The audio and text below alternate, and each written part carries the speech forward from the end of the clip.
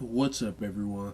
Here to do the Breaker New Waves 139, and this week's chapter was once again very dialogue heavy, but it moved the story on a lot. And also, we got to see the former Alliance Chief, and I know just as well as everybody else, like, I've been wondering where this guy is at because we have not literally seen him since he got dragged off. But I just have another feeling he's up to some sly stuff again. But I'll get into the chapter though. So the chapter starts off with Nine Arts getting up, and he tells whoever that little girl is that to tend to the wounded, and he said the main event is about to begin, and he tells Kang that he's about to not only end this alliance, he's about to end the room. So clearly they're not there to play games. And also, I'm just curious, like, how is he gonna feel first of all when he finds out that the woman he loves is not dead, his master has his key center back? Like, I just wonder, will his personality change? But anyways, next question. So after that, we have Kang just saying, by the way, I really like Kang's personality just because he's so like calm all the time. I don't know, I just really like his character. And Kang, and after Nine says that he'll end the room in the alliance, all Kang says is, well, if that's destiny, then I won't fight it.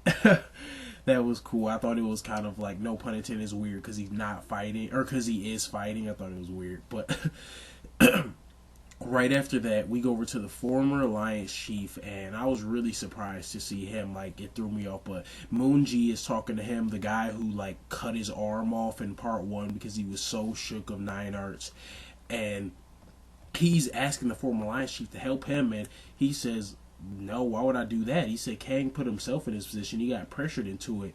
And he talks about the reason why people don't like Kang is because he has this sense of justice. Like, he kind of like does what's right instead of what's like for his best good. And I don't know, I guess that bothers people, and that makes sense because it translates to the real world. Some people don't like people that are really on the straight and narrow and doing the right things the right way and not out of greed and things such as that. But also they talk about how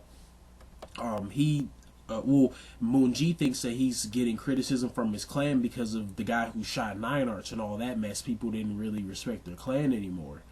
And a lot of those places ended up actually calling like the former Alliance Chief to get help.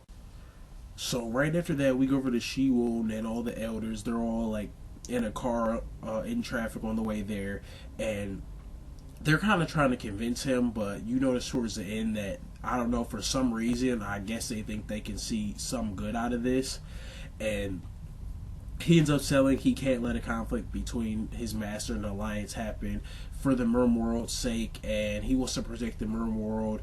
And they all try to convince him and tell him that, like, no, you shouldn't go, you have problems with the alliance, and or your master does, and it won't reflect well on you, and he just really doesn't care. He plans on going regardless.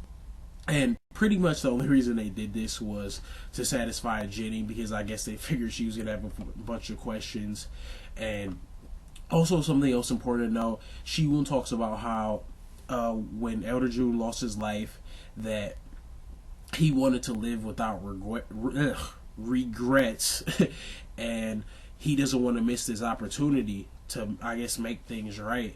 And right after that, we're just told that they found out the reason because of the traffic jam, and the guy from the government is actually making a blockade, and he thinks that he's about to take these tanks in and do some work on Nine Arts, which I honestly think is about to make things way worse and way more of a commotion, just because they're going to be tanks flying everywhere.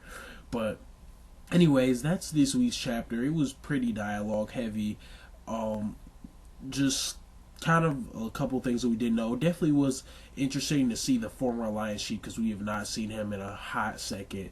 But besides that, it was a pretty simple chapter. But let me know what you guys think. That's all I have, and thanks.